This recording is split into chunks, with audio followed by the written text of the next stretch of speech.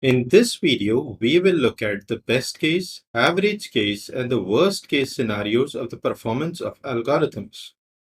The performance of an algorithm can be determined based on the scenario of changing inputs. Let us look at an algorithm to search a number. This algorithm is known as linear search algorithm and takes an array which stores the numbers which we call it as elements. The algorithm also takes the size of the array as n and the key, that is the number to be searched. This algorithm consists of a for loop, which starts from the index of the first element of the array and compares the key with the element that is present at that index. And if the key is equal to the element in the array at that index, then returns the index.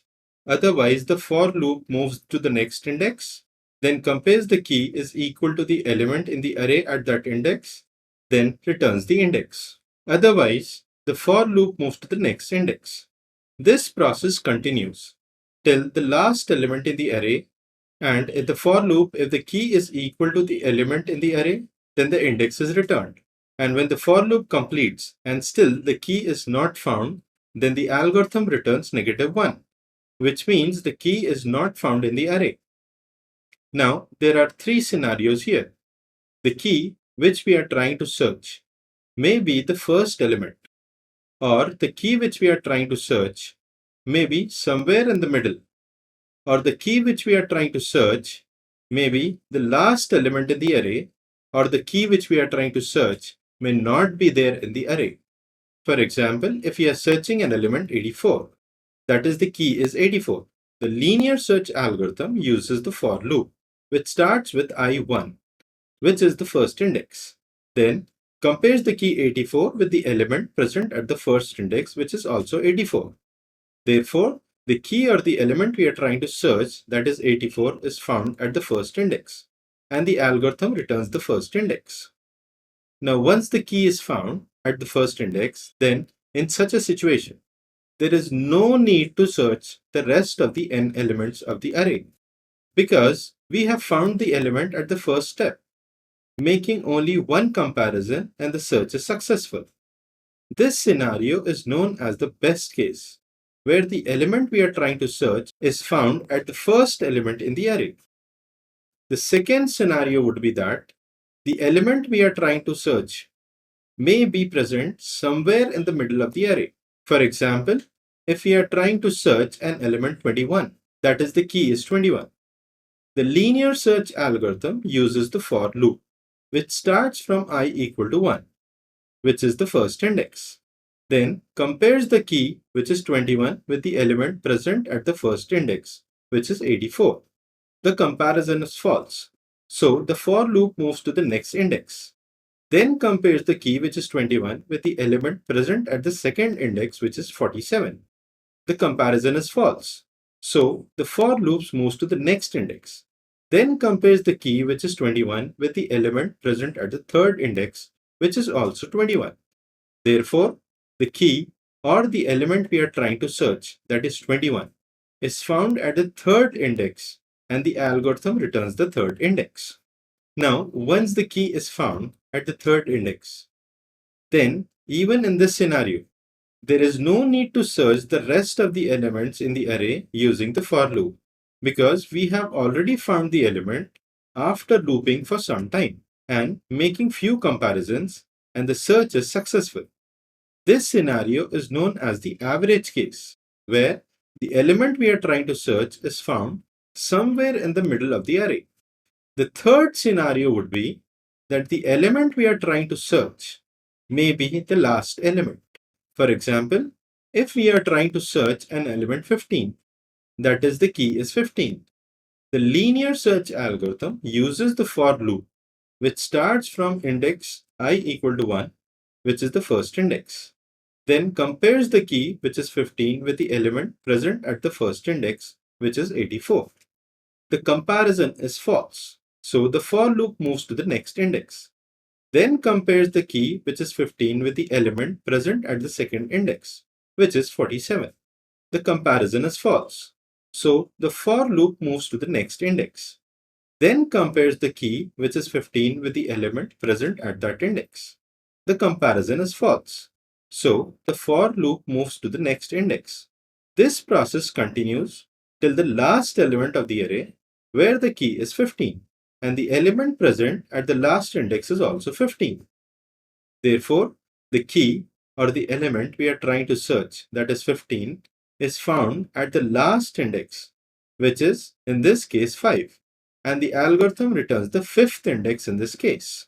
Now, if there are n elements in an array, then in this scenario, the for loop executes for n times, and the comparisons using the if statement are also made n times.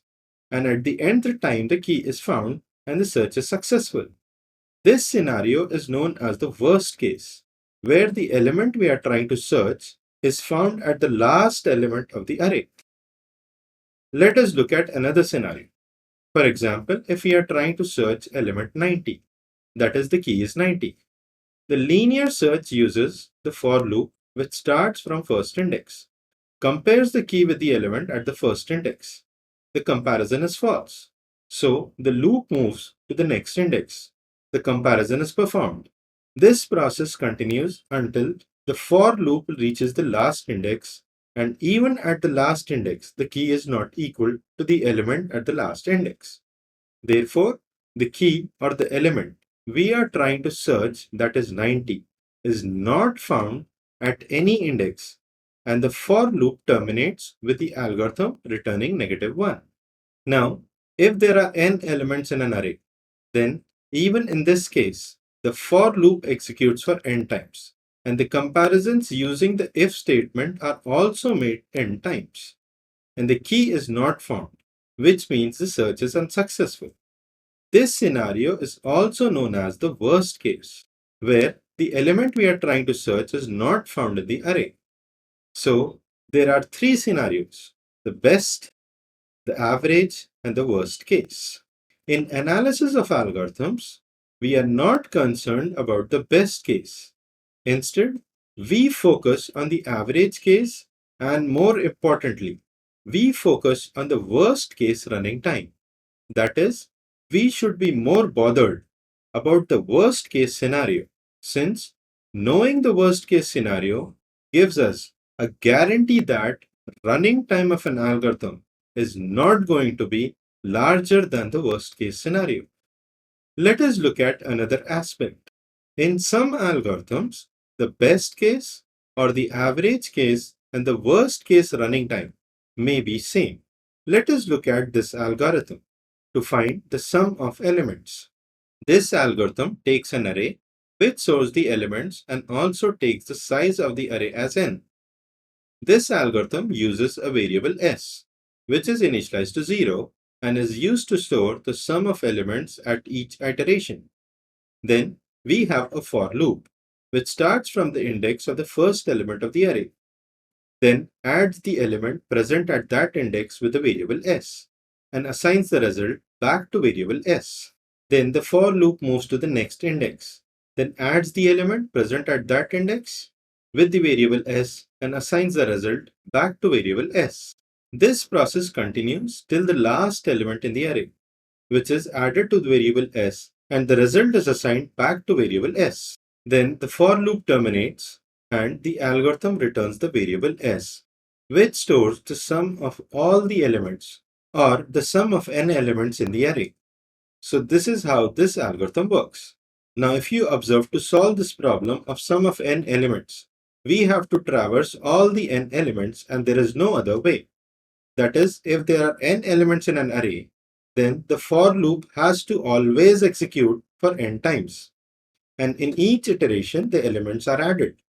Therefore, in this case, the best case, the average case, and the worst case running times are the same.